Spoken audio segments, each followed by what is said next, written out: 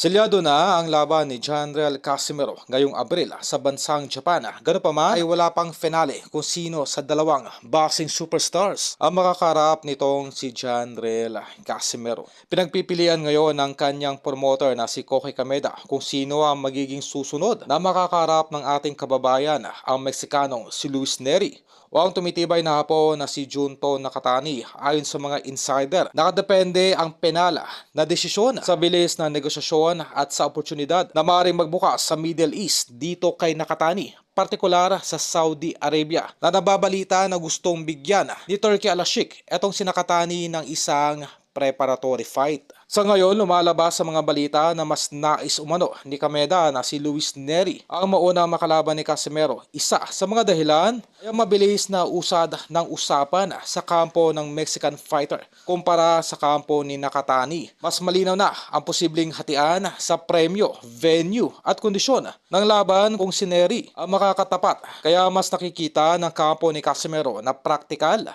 itong unahin habang mainit pa ang pangalan ng bawat kampo sa international boxing scene. At batid po sa kalaman ng lahat, itong si Nery at si Cuadro Alas ay pareho pong nasa ilalim ng Kameda Promotion. Sa panghamon sa negosasyon kay Nakatani ay ang usapang weight limit o division ng kanilang paglalabanan. Si Nakatani ay kasalukuyang lumalaban sa Super Bantamweight Division, samantalang si Nery ay sa Featherweight Division kung saan mas nasanay na rin itong si Cuadro Alas na lumaban sa Featherweight Division. Dahil dito, mas nakikitang akma at mas madaling plansyahin ang laban kontra kay Nery.